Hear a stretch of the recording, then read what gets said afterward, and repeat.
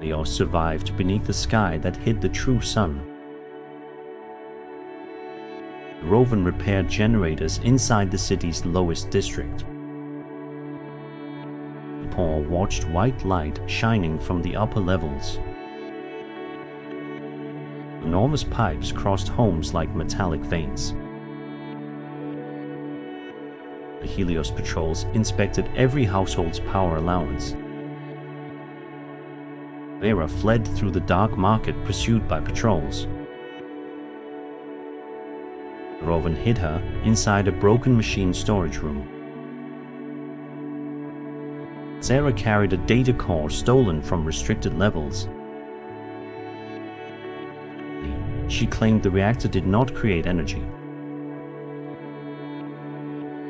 Rovan dismissed her as a reckless troublemaker. The core revealed energy flowing from poor districts. The children were removed from families for supposed medical testing. Resident records vanished after every nighttime relocation. Owen remembered his nephew lost to the maintenance program. He agreed to guide Sarah through forbidden maintenance tunnels. They used an old technician card to cross the middle gate. Their filters worked fully only for the upper districts. Workers labored beneath harsh blue industrial lights. Sarah revealed chambers draining energy from sleeping citizens. Rovan found his nephew's code upon an empty chamber. The patrols detected the stolen data core's activation. They fled through shaking energy conduits. A narrow service bridge collapsed behind them. They reached a hall filled with sleeping children.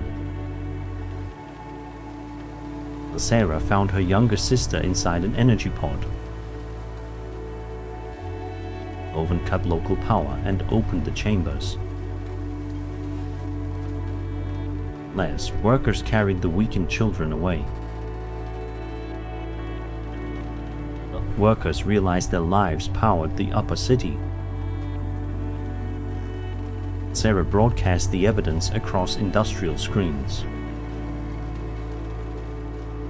The rulers sealed every lift toward the bright district.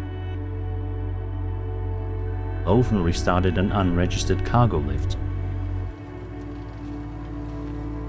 They ascended while city levels lost power. The upper square displayed plastic trees and a false blue sky. Upper residents experienced true darkness for the first time. Elite guards surrounded the cargo lift. Vane released steam and concealed their escape. Sarah entered the tower controlling Helios. The council claimed the reactor was Helios's only survival. They justified sacrificing the lower districts. Loven said such a city was already dead. They descended to the chamber containing the reactor core. Thousands of conduits linked the core to human chambers. Sarah planned to destroy the reactor immediately. Ovan warned a sudden shutdown would kill thousands. They chose to redirect power toward abandoned wind systems. Rovan remembered turbines abandoned by the council. They climbed the tower while guards pursued them. Ash winds battered the motionless rooftop turbines. Rovan restarted the first turbine with worn tools. Sarah called workers to restart every remaining turbine. The citizens across Helios turned machinery together. The turbines produced a small but steady power flow. The council member tried disabling the new grid. Sarah's sister used an access code to stop him. The old core overloaded as human chambers disconnected. Rovan returned below to stabilize pressure valves. She returned while the control tower began collapsing. Ravon repaired valves while Sarah redirected new power. The white reactor faded without exploding. The Helios entered complete darkness for several minutes. The small household lights returned through turbine power. The artificial sky above the square went dark. The ash thinned and citizens saw natural light. Citizens arrested the leaders who maintained exploitation. But every remaining resident was freed from the chambers. Arwen found his nephew alive but weakened. Ravon embraced the child he believed dead. The sisters watched the changing city together. Upper districts shared clean air and stored food. The former laborers managed the new power grid. Helios became darker but fairer and more honest. Owen reopened his workshop for every district. Sarah told the truth beneath the open sky. Children planted real seeds in reclaimed soil.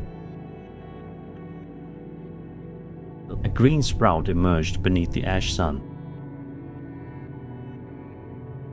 Flour was no longer rationed according to wealth or district. The engineers and residents elected an open council to manage Helios. Rovan's nephew began learning turbine repair inside the workshop. The natural sunlight entered the workshop for the first time. The city survives only when nobody becomes its fuel. Darian heard Ravina still possessed one uncontaminated water tower. Mila shared the final drops with Darian across the wasteland. They found many footprints leading toward the ruins of Ravenna. A broken warning sign forbade outsiders from approaching the water. A dust storm forced them inside an abandoned bus. Inside the bus, Mila discovered an old pipeline map. At night, guard lights appeared upon the distant tower. A dying survivor warned that valve keepers ruled Ravenna. Darian promised to take only enough water and leave. Mila saw the city and knew they could not ignore it. They entered Ravenna beneath suspicious guards and broken walls. Citizens waited silently before a single dripping pipe. A family surrendered valuables for one bottle of water. The valve keepers patrolled with enormous metal keys. Mila spotted children imprisoned behind a steel fence. Darian pulled Mila away before guards noticed them. They sheltered inside a basement filled with thirsty residents. A mother begged Darian to find her captive son. Darian realized water had become the city's instrument of control. Mila convinced Darian to seek a route into the tower.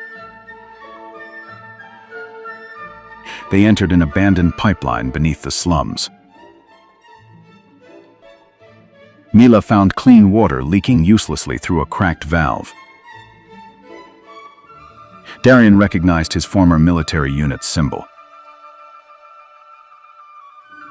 He realized the leader was the comrade who betrayed him. A locked steel gate blocked the route toward the tower. Mila used thin wire to open the damaged mechanism. An old sensor alarmed the guards below. They hid inside an empty reservoir as guards passed. Mila heard children crying behind a sealed chamber. Darian opened the grate and discovered the captive children. Mila recognized the boy described by his mother. Darian decided to free the children before seeking water. A young guard hesitated after seeing Darian protect the children. The guard secretly revealed a bridge leading upward. The Valve Keeper leader blocked them at the bridge. The former soldiers recognized each other beneath dusty lights. The leader claimed water control was necessary for order. Darian called thirst-based order another form of slavery. Mila guided the children through a maintenance passage. Guards discovered them and rushed onto the bridge. The rusted bridge shook while Darian delayed the guards. Mila dropped a steel grate across the passage. They climbed the tower's exposed spiral staircase. Hot winds shook every exposed metal step. A major pipe burst and sprayed clean water out. Below, Ravenna's citizens saw free water for the first time. Several guards abandoned the chase to help citizens collect water. Darian reached a pump room filled with locked valves. Mila used the old map to restart an auxiliary pump. They discovered enough water to sustain Ravenna for months. The central valve required the leader's unique key. The betrayer reached the pump room with loyal guards. Darian fought his former comrade among shaking pipes.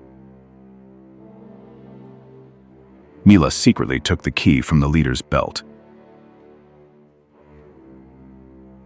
She opened the valve and flooded Ravenna's distribution network.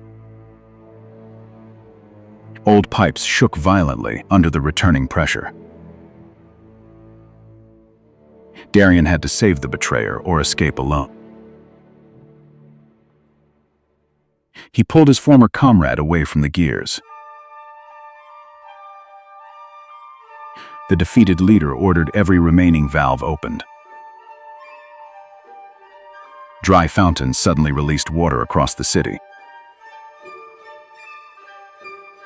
Citizens broke the fences and freed every remaining captive. The guards removed badges and surrendered the keys. Crowds surged forward and damaged several fragile pipes. Darian organized fair distribution zones throughout Ravenna. Mila led children in marking damaged water lines. The mother finally embraced her missing son. The former leader surrendered the central key publicly. Darian gave the key to a newly chosen council. Mila planted seeds beside the restored water flow. The first green shoots appeared beside repaired pipelines. The citizens asked Darian and Mila to remain. He looked toward Wastelands where others still needed help. Mila proposed carrying the pipeline map to other cities. Darian filled the bottle that had once been empty. Ravenna opened its gates for their departure. They departed as the water tower shone at sunrise. Citizens formed a rotating council to prevent another water monopoly. Darian repaired the final pump before leaving the city. Mila copied the pipeline map for Ravenna's repair crews. In a dead world, water mattered only when shared. Elias repaired the final locomotive inside an ash-filled station. Survivors believed a clean northern refuge still existed. The armored engine pulled 8 battered passenger cars. Refugees traded food for seats aboard the final train. A doctor boarded carrying medicine and patient records. A silent boy carried a wooden train beside Elias.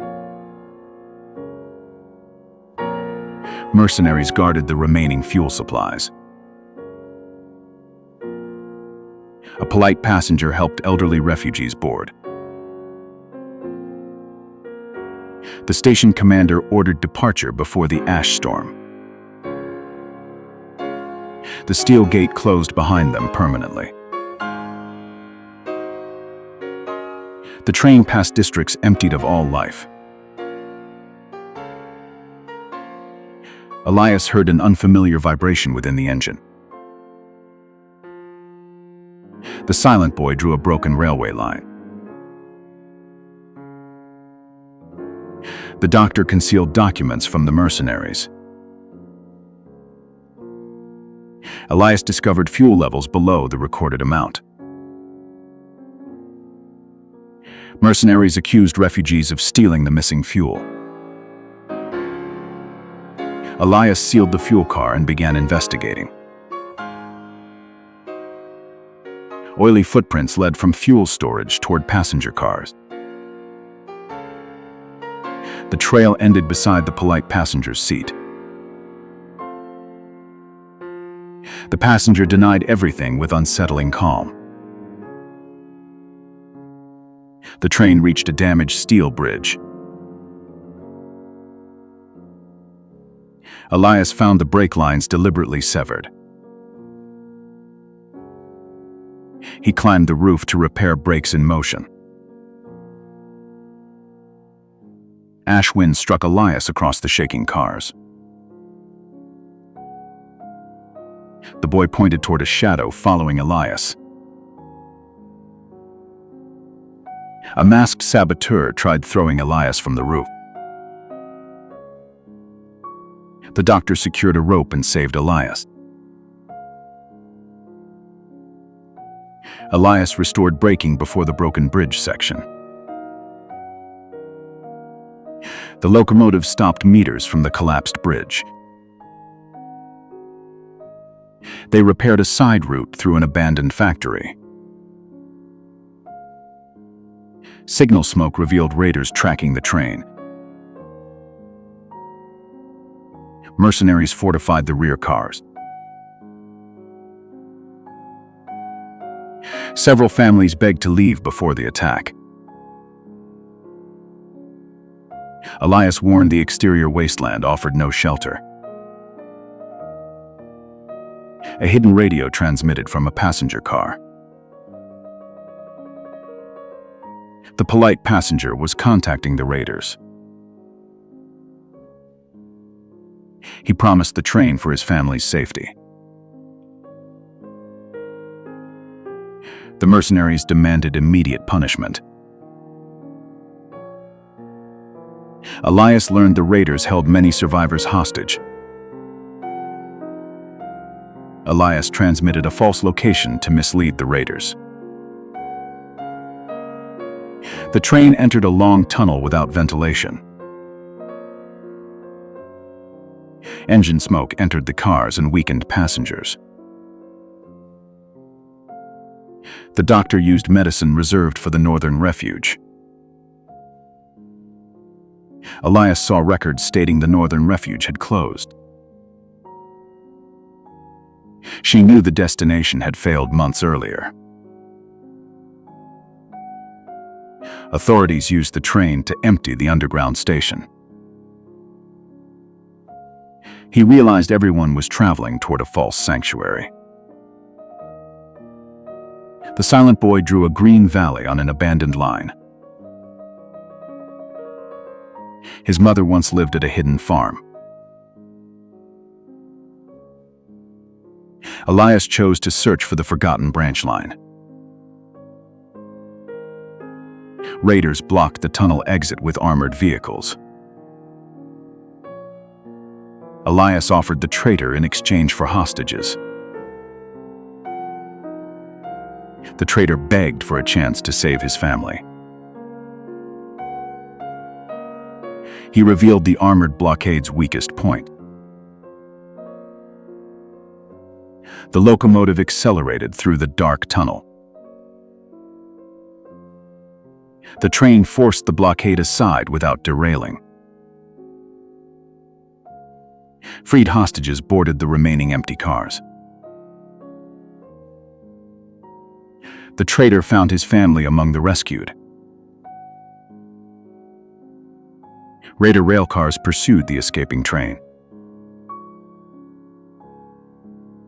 The train reached the final bridge above a deep ravine. Elias discovered explosives beneath the bridge. The boy noticed a trigger wire entering the rear car. The traitor stayed behind to cut the trigger line.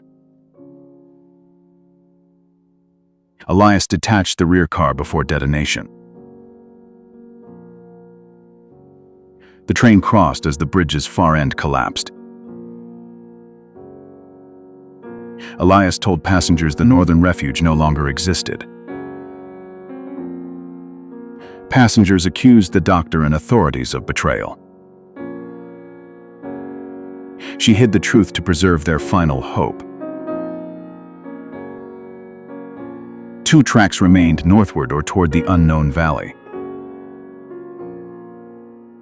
Each car sent one representative to choose.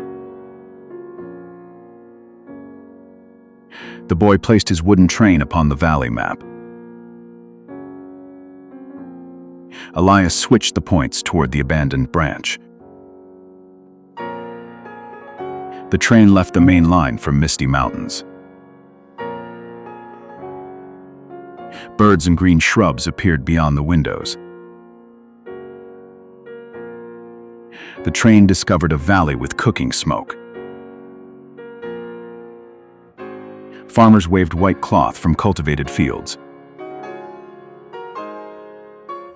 Elias stopped at a small functioning station. The silent boy spoke upon recognizing his mother's home.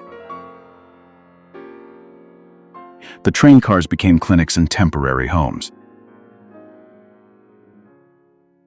Hope lived not in destinations but in shared choices.